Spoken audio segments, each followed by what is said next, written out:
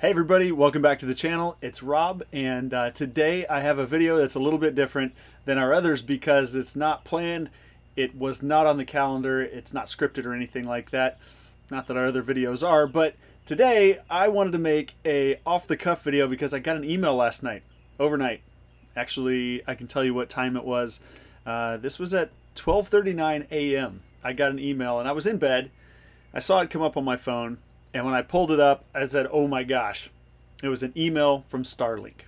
So, Starlink, for those who don't know, is Elon Musk's satellite-based internet, which is awesome for RVers because now we have a small satellite dish that we can set up and we can use the satellites instead of cell towers and any of that stuff or, park Wi-Fi. We can actually use satellites for internet wherever we are, and it's incredible.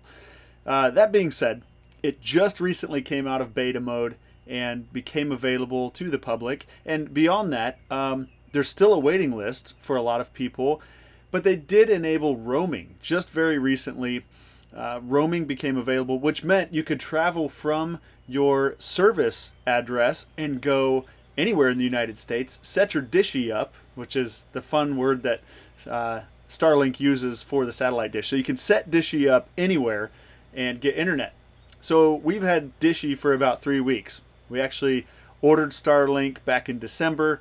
We got it very quickly, and I'll explain how we did that, how we got around a wait list here shortly. But anyway, we kind of circumvented the process as many RVers are doing right now and got a dishy, activated it, and we've been on roaming since we've had service. And so far, things have gone really well, but I got this email last night and immediately went to Facebook because I knew there was going to be some chatter about this in the Starlink groups. And sure enough, everybody was posting screenshots of their email. I think in the first 10 or 15 minutes, there were about 15, 20 posts of people's screenshots from their email with this action required email from Starlink. This kind of took us by surprise because just last week, Elon Musk responded on Twitter to a comment from a Tesla owners group where Elon had originally tweeted and said, Starlink is a game changer for people that travel a lot, people that live in RVs, for instance, RVers, campers that need internet, reliable high-speed internet. And a Tesla owners group posted and said, so you're not taking that capability away. We will be able to roam going forward. And he said, nope, not taking it away. So all of us full-time RVers were super excited because we were kind of on pins and needles about, like, is this roaming feature just turned on because of the war in Ukraine, we're enabling roaming so that Ukrainians can have internet access. Is that the only reason it's on? And then are they going to shut it off? What's happening? Well, it turns out Elon says, no, I'm going to keep that feature on. And we were all excited. And then just days later, we get this email from Starlink. Here's what it says. It appears that your Starlink is located far from your account's registered service address. You'll be unable to receive service outside your designated coverage area starting on June 3rd of 22.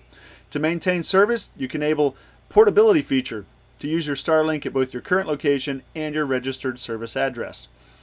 So basically, this was email number 1, and then email number 2, when it comes to that, is portability now available. And you can activate this for $25 a month on your account page. Now, $25 a month isn't very much money, let's be real, especially when you're talking about reliable high-speed internet and especially on the road because there are just no other options for RVers right now. Here's the thing, though. Just a few months ago, Starlink was $99 a month. It went up $11 a month. Now it's $110 a month, and now they're adding another $25. My fear here is that they're going to continue to add fees, but we will see. This is actually something that we've noticed with the new electric vehicles that are coming out, Tesla being one of those, of course, Elon Musk's company, where they are charging a little bit more to unlock features on these cars, such as extended range or extended power or different drivability features. They're just charging little, it's nickel and dime type of stuff. And Tesla's not the only one guilty of this. Recently, Rivian, another EV maker, trucks and SUVs, they tried to make a price hike on their reserved customers. Now, that wasn't a feature situation. That was a reservation situation. They were taking those reservations from customers and saying it's not going to be this price. It's actually going to be a little bit more. Customers got upset. They revolted, and then Rivian recanted on that stance. But what I'm getting at here is these new companies are kind of, it almost seems like they're trying to push the boundaries on what they can charge and what they can get away with and maybe not. And I think this portability situation, this is a word, portability, that we had not heard as Starlink owners. And as somebody, I'm a Starlink fan, I'm a SpaceX fan, I'm an Elon Musk fan. I'd never heard the term portability. It had always been roaming. So last night, portability comes out of nowhere, $25 a month extra, and people are pretty upset. Like I said, I'm going to go ahead and pay it, but I'm making this video today to kind of talk about why this might be the case, why once I got over my initial annoyance, I'm okay with this fee, and I'm also going to talk about our speeds right now, because what I'm going to do is I'm going to do a speed test without portability turned on. I'm going to activate portability today, even though I have a month to go ahead and activate this before my service gets stalled. I'm going to go ahead and activate portability today. And I'm going to do another speed test later, because some people are saying they went ahead and they activated it and they actually got up to four times faster service from Starlink. I just can't see that being the case. But I'm going to try it for myself today, and I'm going to show you a real-time speed test before and after activating portability. Now, for reference, my service address that we have listed is in Memphis, Tennessee. We are now in Roanoke Rapids, North Carolina. So pretty far from Memphis, and we've really not even used this thing in Memphis. We've just been traveling since we got the box and set up our dishy. So before we get to all that, let's talk about what makes Starlink faster than these other satellite providers. What makes them different? So there are some other satellite internet providers out there, like I said. The difference being these other providers use high-level satellites, high-orbit satellites, whereas Starlink uses low-orbit satellites. And actually, phase 2, they're going to use a lower orbit satellite as well. And while we were out in Florida, we actually went to Cape Canaveral, went to the Kennedy Space Center, checked some stuff out, toured the museum, which was incredible. We're going to do a video on that at some point and just talk about our experience in Cape Canaveral. But one of the things that we did, we based that whole trip around, was watching a Falcon 9 rocket launch. It took off in a southern trajectory, which was awesome for our viewing area. Rocket went right over us. You can see it here in this video. And the Dragon capsule separated from the Falcon rocket right above our heads, made this beautiful plume. And you could see Dragon deploy these satellites in low orbit. It was super incredible to watch. And then the Falcon booster comes back and lands right in front of us. Super amazing.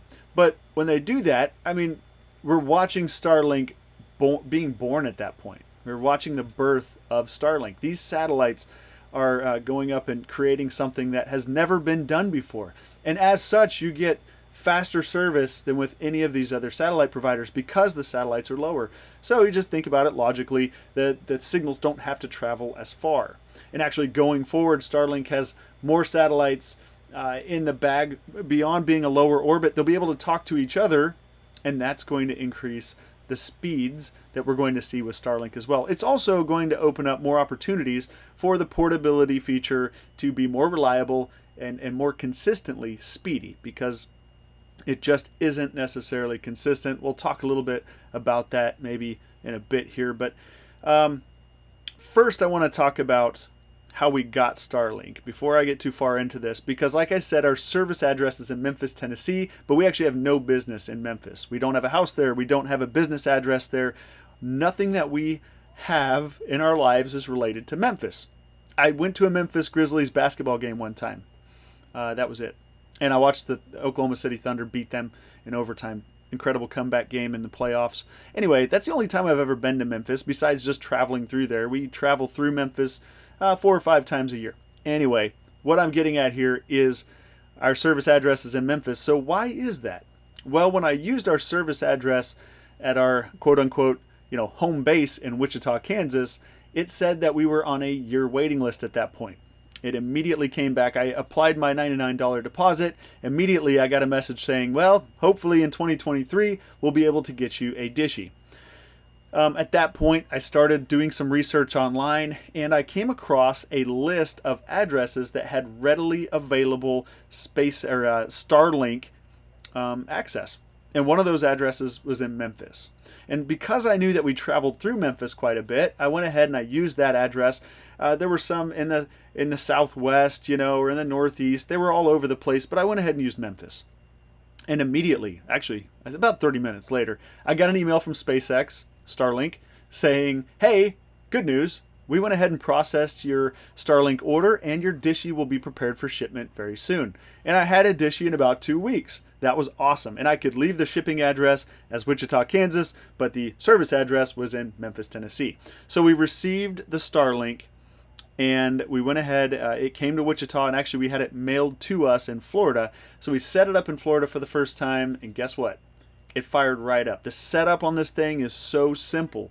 You literally, you plug the dishy in, you plug it into the router, you plug the router into the wall, and then you just connect to it on your phone, and everything happens automatically. It's like you download the app, and then it just all magically happens.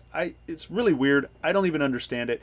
And when Tasha logs in, it's the same deal for her. She immediately gets access to everything with Starlink, and I don't get it. It's definitely a little bit creepy, but very convenient, and it was very much appreciated. So we get this Starlink, and like I said, we've traveled around with it. We've set it up in 3 or 4 different places at this point over the course of the last 3 to 4 weeks, and it's been really good, because before all we had was 4 T-Mobile phones with unlimited hotspot, and it's not unlimited. Actually, we would run these phones out pretty frequently. Actually, we had 5 phones. We have 1 extra one. And we would run through our data just with work and with school. And then we'd go and we'd get the 5th phone out, use the data up on that one. And then usually about that time, our service would reset. We'd get our data back. But it was expensive. It was cumbersome. And there were times that we would go to a racetrack, for instance, or even an RV park and not have any T-Mobile cell service. Or at least not have Wi-Fi data, not have 5G where we could actually do things on a hotspot. And sometimes we were just stuck, meaning that we had to get in the truck with our computers, go somewhere and work, closer to a town, closer to civilization, find a Starbucks or something and get our work done, not in our home setting. And that was very frustrating and obviously inconvenient. So with Starlink, we can set this thing up literally anywhere, and there's satellites up there that we can at least get some service. So like I said, we've had this thing in a few different areas. It's worked really, really well. Our speeds have been roughly, I would say, 130 megabytes per second down and like 30, 35 up, on average maybe. I have heard of people like in Texas and Oklahoma, kind of in the Midwest, getting upwards of 300 megs per second up. So that's, or down really. So that's really cool. Haven't experienced that yet. What I will say is the 4 of us, Tasha, myself, Edie, Carter, we can all be doing something on the computer. I yesterday, for instance, was uploading YouTube video to Lackeys Be Trippin'. I had Edie watching Netflix, Carter was streaming his games, and Tasha was working, and all 4 of us had uninterrupted service all day long until it stormed last night. So a big storm came through. It was windy. It was very, very rainy, and we completely lost our satellite connection. I haven't had a day where it's just been heavy rain all day, heavy clouds. So this was a very electrical storm, a lot of lightning, really tall thunderhead. So I could see how we would have lost satellite in that situation. Very heavy rain. But I don't know how it's going to act. Like I said, on a heavy cloud covered day where it's just raining heavily all day long, I don't really know yet. I will say that we're a little bit, we've noticed that trees and stuff can be finicky with the speeds. And the app, the Starlink app, has a really cool feature where it shows exactly what your dishy sees. And you can actually go outside with your phone and scan the sky, do a virtual scan, and it'll show little red dots in the dishy field of view that shows possible obstructions. It'll recommend that you should move your dish, and it'll also tell you, how many minutes, how many service interruptions you can expect while you're using the Starlink. It'll say expect a service interruption every 1 minute, expect a service interruption every 5 minutes, and so on and so forth. And I found that to be pretty accurate, because if I'm gaming, if I'm watching a video, if it says I'm going to have a service interruption every couple minutes we'll have a period of stop and buffer, and then it'll pick up and it'll be just fine. It's kind of strange in that sense. It just goes, cuts out, and then goes, cuts out. So it's kind of weird, but that's the way it works. So anyway, obstructions can be kind of a pain. The cloud cover is it's a factor anyway, especially if it's storming. But like I said, our speeds have been pretty decent. So let's go ahead and do a speed test now. So this is what I'm going to do. We're going to go to speedtest.net, and this is kind of the standard speed test by Ookla. It's already detected that we're going to use SpaceX Starlink and a NetProtect server in Atlanta. I think that Atlanta server is going to be too far away, but we're just going to run with what it's got. And right now, it jumps right up to 100, 110, 115, 120. So I bet we're going to be in that 130 range. Sure enough, look at that. Yeah, 130 was what we got up to. On average, 121.22 Mbps. Now upload, we're looking at 3.5, up. So nothing incredible. But like I said, I have downloaded or uploaded YouTube videos on this, and it works pretty well. So 121 down, 3.3 up were the averages. Now that is again without roamability enabled. So roamability, what do they call that? Portability. See, this is a made-up word I'm still trying to get used to. I will say this, again, I love Elon Musk. I love his approach to everything. I love Tesla, SpaceX, just everything. Having Starlink is very cool to me, just because I feel like I'm attached to SpaceX. I'm doing business with Elon Musk. It's cool, but as much as I love Elon and his quirkiness, when he makes up words and he makes up terminology, which they've done with Tesla quite a bit, even like the Boring Company and stuff like that, he makes things up and makes new terms, and it's always fun, and I like it. It's exciting and tongue-in-cheek a little bit. Portability, it's a made-up word, kind of. I mean, like, it's not a real word, really, that people just use in their vernacular every day. Anyway, Elon came out with portability, and this is not a word that I am super excited about, because I got to pay for it. So, anyway, here we are. So, I'm going to go ahead now, and I'm going to enable portability. So we're going to go to Starlink online, go to my account. So I'm in my account portal. I was already in there. And now it says add portability. And for an additional $25, you can now move your Starlink to new locations. Well, guess what? I could already do that. The question now is it going to make it better? So I'm going to go ahead. I've clicked add portability. And I'm just going to give it a bit. I'm going to give it like 30 minutes. And then I'm going to come back to you and let you know how this goes. So fingers crossed. We'll see if this did anything. Otherwise, I just threw $25 away for the month. Whatever. So let's give it a bit and come back to this. Welcome back. Okay, so it's now been about 30 minutes. And what I did, obviously, you saw when I activated portability. And I actually went ahead and I did a speed test after 5 minutes. I did one after 10 minutes. And then I went ahead and rebooted Starlink. So I went on my app and I rebooted the Starlink. It took a couple minutes for everything to kind of come into play. And then I did another speed test. So here's what I found. After about 10 minutes of performing the portability go, thing on my account, I had 83.25 down and 2.19 up. So I went backwards pretty substantially. After 15 minutes, I did it again, and it was about the same. So I went ahead and rebooted the Starlink, like I said. Gave it a few minutes to come in. Did another test, and we went to, we were like 65, and then like 1.5 up. So I'm not really sure why, but we definitely went backwards there. Now, here we are. We're at 30 minutes, and I haven't done a test for a little bit. I did a test maybe 5-10 minutes ago, and I was at 83.83 down, 4.9 up. So the upload did increase. I just went up front. I made sure that nobody up there is doing anything. I've got my cell phone set up here. This is super techie, I know. I'm just going to record the screen from my cell phone because it's easy. So again, I'm on speedtest.net. We're going to hit go. We're on the same SpaceX Starlink and of course in a Net Protect in Georgia. So download, slowly getting up there. So okay, we're back up to like 120-ish, but it's dropped back down under 100. You can see it's kind of pinging around here under 100, and we averaged 86.69. So we're just stagnating there. Now my upload looks worse than it ever has at this point. Look at that. Oh, can you get up to 2 maybe? Can we see 2? 1.5, 1.6, this is terrible. Okay, so 86.6 and 1.6. Let's see if we can just change a server here, get something closer.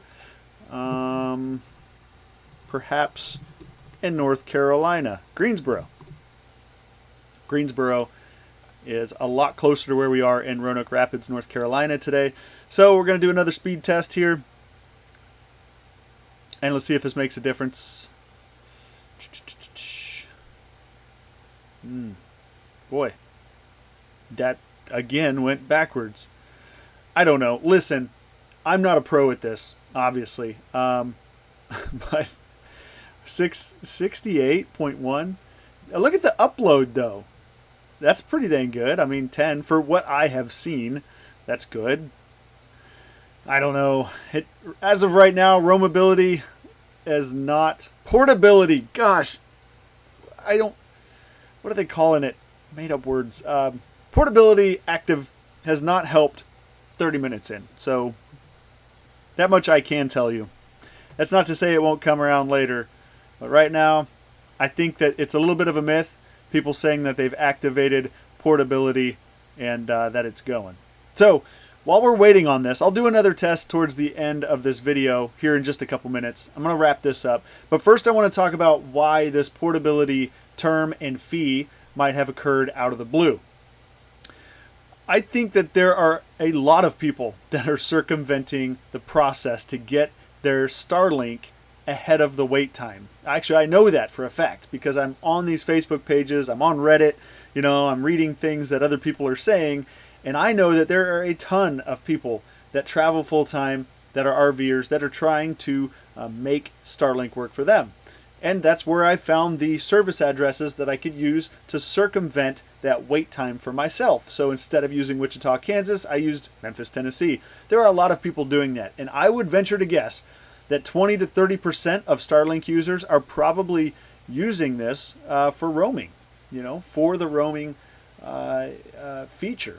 And so as soon as it came online, everybody got hold of it. There were lists of addresses you could use to skate around the process, get your Starlink sooner, and now people are traveling around. The question that I have is, are Starlinks, is the infrastructure of Starlink, was it prepared for all this roaming? So the service demands may really exceed what Starlink was set up to do. I think that they maybe prematurely activated roaming. It was kind of one of those things that we didn't have much warning on again, and I think that maybe the war in Ukraine had something to do with that, where Elon kind of felt like, well, if we can do this, get some dishes out there, get some of these folks internet access, it's a good humanitarian type thing to do. That's very Elon. And I'm not saying that as a fanboy. He just, Elon Musk is one of those people, he says he just wants to help the planet. He opens his patents to people. He does things out of good faith quite often for somebody that is so rich and has so much power. I really think that the guy is a straight shooter. So maybe he turned on roaming for that reason. I don't know. But I feel like roaming kicked on a little bit early, and then maybe they were just a little bit overwhelmed. And so when you see that and you say, okay, we have to put some more infrastructure in place, maybe Starlink says we got to put more more satellites in orbit, different type of satellites in orbit. We got to put more stations, ground stations, in the United States, which is something I didn't talk about. There's plenty of videos out there describing that, but some of these stations only have a limited capacity that they can carry. So if I travel somewhere that the ground station is full, is it operating at full capacity, I'm either going to be throttled back or potentially not even have internet access because there's just there's a bottleneck, and they're prioritizing the folks who are using Starlink from their service addresses. So with that in mind, this extra $25 is probably going towards building that infrastructure. On top of that, something I didn't talk about was a solar storm that occurred just a few months ago. And actually, this occurred right after we saw the launch in Florida. But there was a solar storm that took out 40 SpaceX satellites, and those were new satellites. Now, to put this into context, there are 2,000 Starlink satellites up there, so it was kind of, it was just a kink in the armor, but still, 40 satellites out of orbit, that is going to affect service a little bit as well. Satellites are still going to go up. The service is going to get better. The infrastructure is going to get better, but this $25 is probably going to go towards that. So again, I'm annoyed that this came out of nowhere. I'm annoyed that there's a new word for it all of a sudden, and there's a charge and all this stuff. But realistically, I understand it, and I don't think it's a cash grab. I think it's probably a legitimate thing that SpaceX and Starlink have to do to keep making this service better. So for that reason, I'm here for it. I'll go ahead and pay the $25 and move on. Let's go ahead and do one more speed test. I'm going to set my phone up here again because, this is just the way that I'm doing things. Very technologically advanced here. I just don't feel like setting up a screen recording situation today. We'll just use this. So this is still on that Greensboro server, which is probably not the best one. We did go backwards with it. Yeah, this is terrible. Oh my gosh. It's like 10 down right now. Can I just stop it? Can I just abort it? 15 down. Just out of curiosity, let's see what the upload is. So I got 10.9 download. Upload is like gonna be like 4. So, that's rough. Let's get out of this server. Upload ended up at 6.5. So we're going to go back to that NetProtect server in Atlanta and see how much of a difference that makes. Gosh, I really want to do this again later and just see what's... Man, even on this one, it's like 6, 8, 9, 10 down. This is really, really bad. I'm not sure what happened. I don't know if the satellites, or if the dishy is kind of still trying to figure it out after that reboot. Maybe I just set us backwards with the reboot. The upload speeds keep getting better and better, but the download is absolutely terrible. Like, we're almost at 10 upload now. We are? Okay, so we're at 10 upload. I don't know.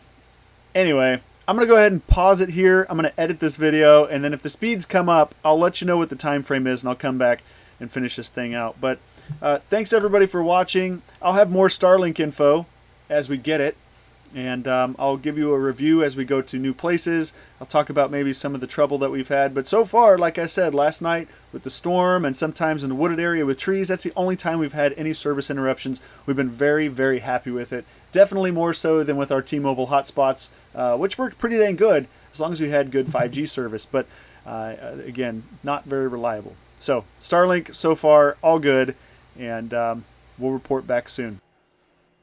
I'm back, guys. I had to turn the camera back on because it's now been 2 hours since I activated roamability, and I just did a speed test, and I got 200 down and like 50 up, which was crazy. I hadn't seen those speeds at all since doing, installing Starlink. So I got that number, I got all excited, and I came back, and I'm going to do another one here while I've got you on the camera with me. And of course, we're getting up there, slowly climbing. Okay, we got 123.7 down there, and we're getting 10 megabytes per second up, roughly. I'm gonna do one more because it's like it's just bouncing around pretty wildly. I will say that Carter is up there. He's streaming games, so maybe that has something to do with, you know, the erratic speeds here. Anyway, I just wanted to give an update. Now we're getting like 10 megabytes per second downloads. Anyway, very erratic. I don't know. After 2 hours, I would say that it's not made a change. Although I did get the fastest down and up speeds I have seen ever with Starlink. It's just not consistent enough to say that it's actually what we are seeing. I think that, I don't know, too soon to tell. I'll report back. Anyway, thanks for watching, guys. We'll see you in the next video. Be sure to subscribe to the channel, click the bell for notifications for more Starlink information, how-to videos, and all that sort of thing. And yeah, like the video, if nothing else. Comment with your questions if you got them, and what your Starlink experience has been. Be interested to hear it. Thanks, guys, and we'll see you in the next video. Take care.